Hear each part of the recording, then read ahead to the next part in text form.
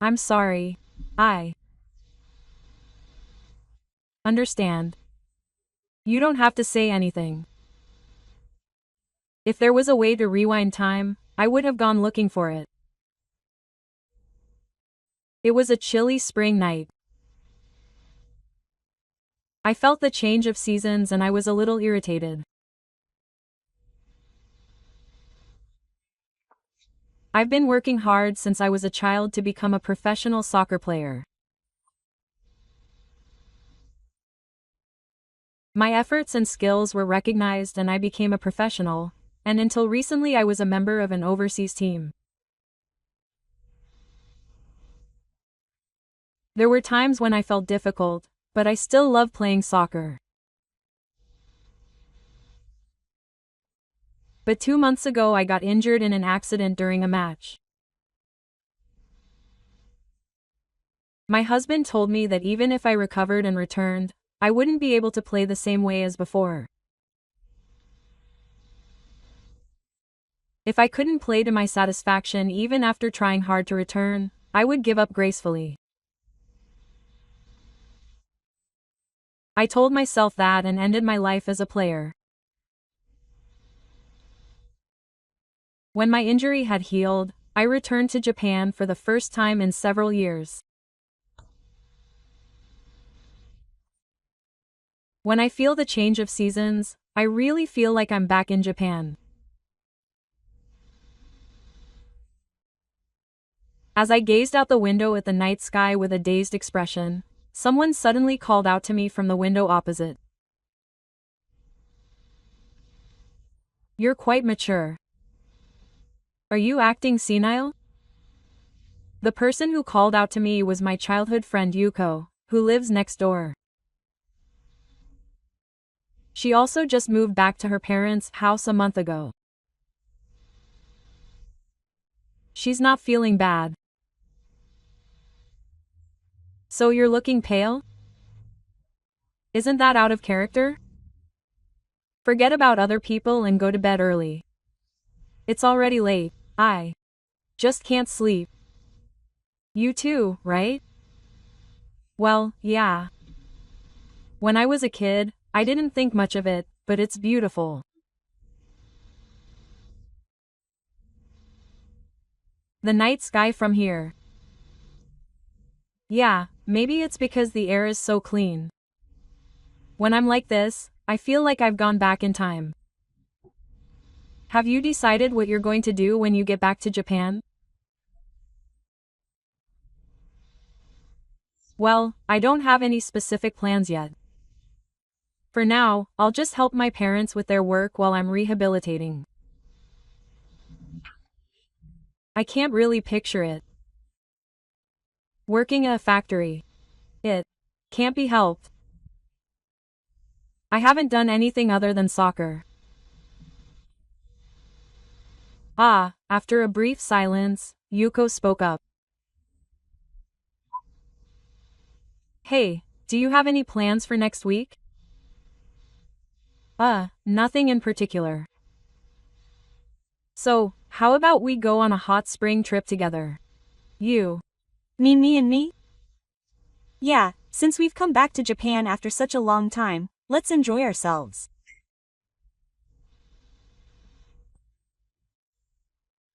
Isn't that something you do with family or a lover? Or maybe a friend of the same sex? My mom won an invitation in a lottery, but the deadline is approaching. You're the only one I can easily invite. Even if we go together, we'll be taking separate baths. Is that okay? Huh? We can rent a private family bath, but do you want to take a bath together? You Idiot. That's not what I meant. Just kidding. We used to take baths together a lot. It was decades ago, but that's totally fine. Well then, I'm looking forward to next week, so good night. Oh, hey. I was forced to make plans. I was a little confused, but I quickly changed my mind, thinking that it would be fine since it was Yuko, who I knew well. The next day, I went on a hot spring trip with Yuko.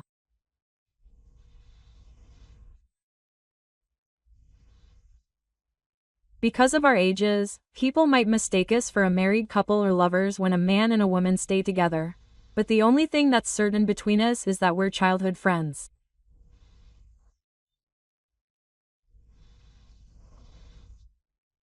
With a complicated expression on his face, he happily accepted being treated as a couple. It feels good after all. How does it feel like Japan? Oh, it's kind of calming. The Inn of Death has a purely Japanese style with a lot of character. He sat down in the spacious courtyard and enjoyed the slow passage of time. How is it? Living abroad wasn't so bad. At first, as I couldn't speak the language, so shopping was difficult. But once I got used to it, I was able to live a decent life, and the portions were controlled by quantity, so it wasn't too much of a problem, but the food was different from Japanese food and it wasn't very tasty.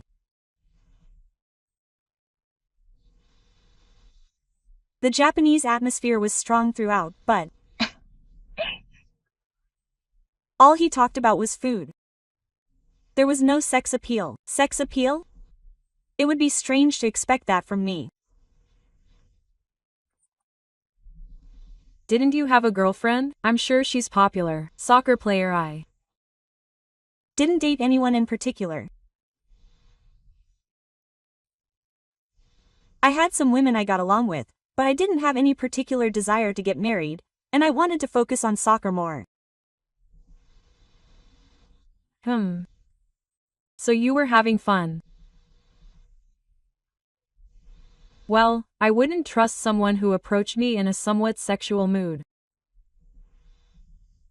You've always been very cautious. He was handsome and good at soccer, so he was quite popular, but in the end he never dated anyone. I didn't have time for that. People fawn over you when you're doing well, but when you're doing badly, they turn away like a complete opposite. When I see such pathetic behavior, I never want to trust anyone.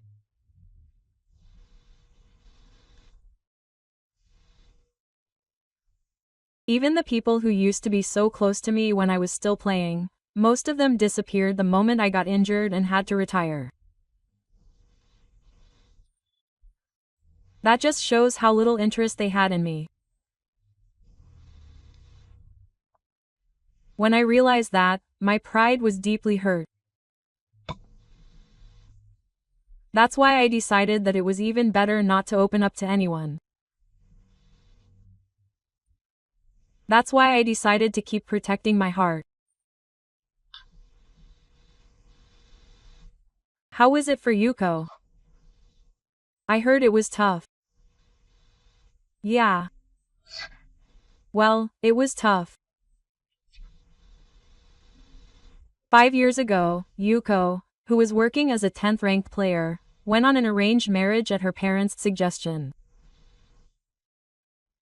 They moved to the city, but about 6 months ago, her husband broke up with her. She became a widow and didn't have many acquaintances, so she apparently sorted out her affairs in the area and came back here.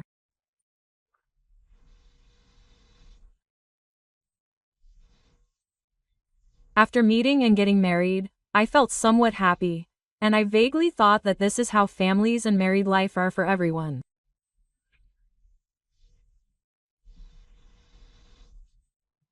But I never imagined that I would lose my husband so soon.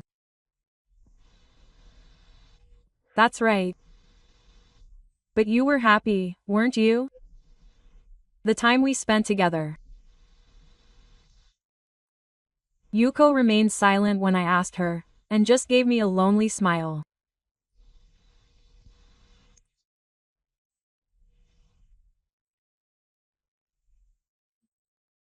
I thought I understood that her marriage involved things that I couldn't control on my own, but the moment I saw her expression, my heart tightened.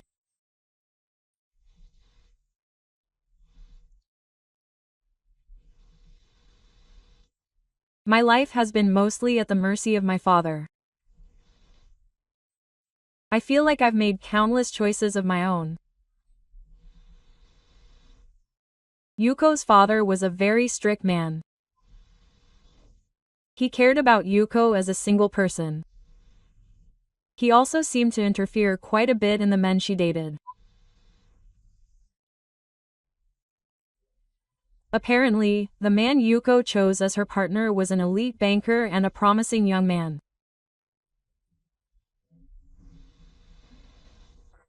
I feel bad for him, but sometimes I think to myself, if I had been more true to my feelings, I wouldn't have had to go through so much pain. I'm a terrible woman. I barely shed a tear when I realized that I was no longer hot. Isn't that because it didn't seem real? Because she wasn't someone I truly loved and got together with. I swallowed the words that were about to come out of my throat at Yuko's words. I had a vague idea of what she meant by the words she was hesitant to say. There was a time when we liked each other enough to realize it, but we never went beyond mutual feelings.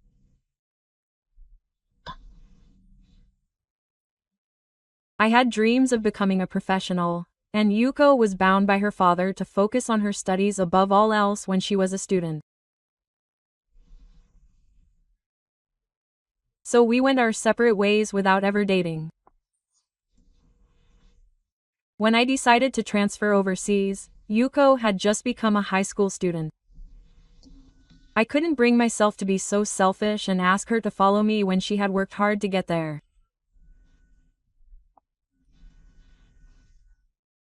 I was really shocked when I heard that Yuko was getting married.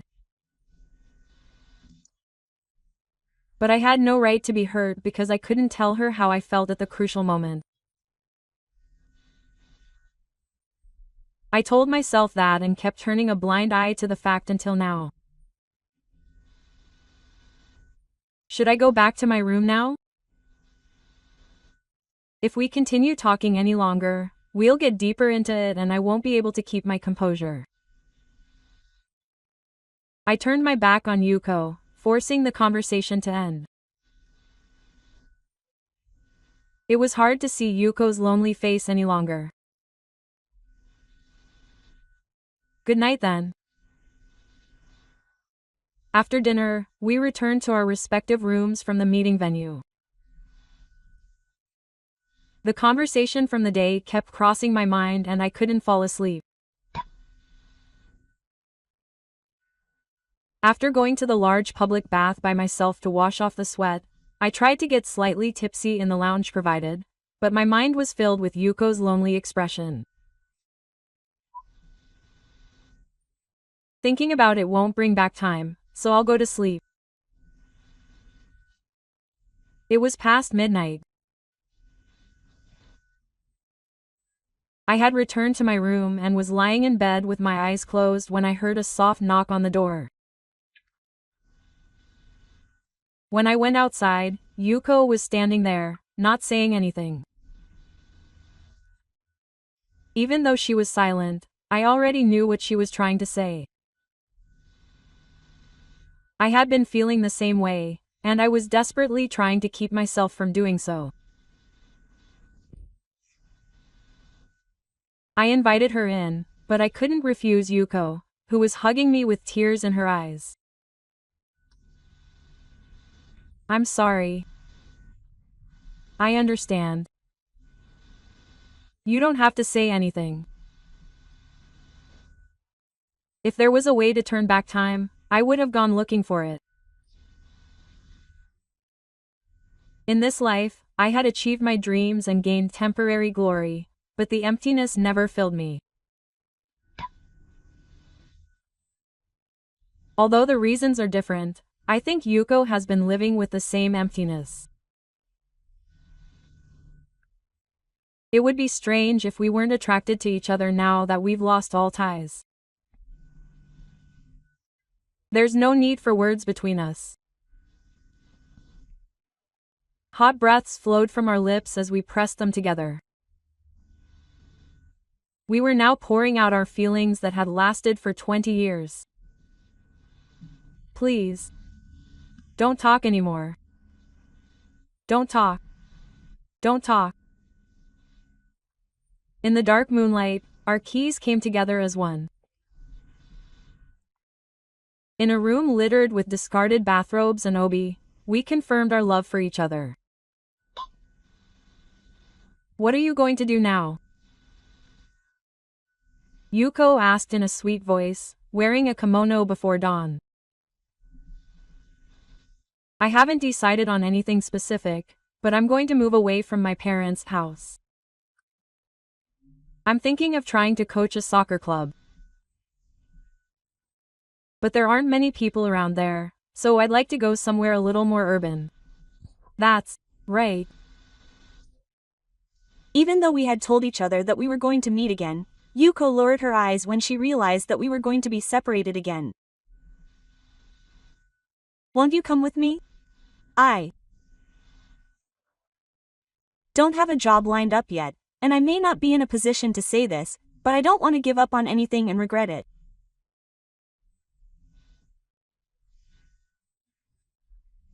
I've always regretted not having spoken my mind properly while chasing my dreams, so there's no reason for me to stay at home. Then come with me. I need Yuko. At those words, Yuko's eyes filled with tears. She finally said it. I'm sorry for getting so thin. I won't leave you again, promise. Another kiss, instead of a deep promise. I quietly savored the happiness of being able to touch the person I love. After that, we started a new life in the city. Yuko started working at the animal hospital as a teacher again, and I coached soccer for a club team.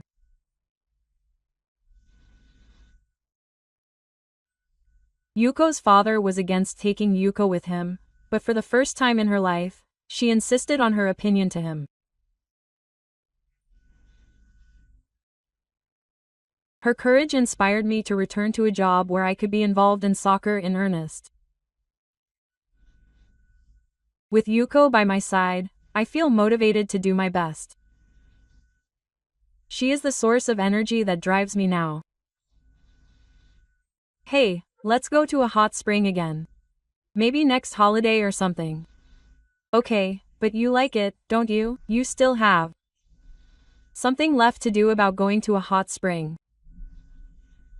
Something left to do? Family bro. We can go in together next time. You're teasing me. Again. No one can tear apart our relationship where we can laugh together brightly. No matter what anyone says, we'll realize our happiness as just the two of us from now on. Our lives will start anew from here. There aren't many stars in the sky when I look at it from the city, but I don't feel as empty or lonely as I did back then. The person I care about from the bottom of my heart is here with me like this.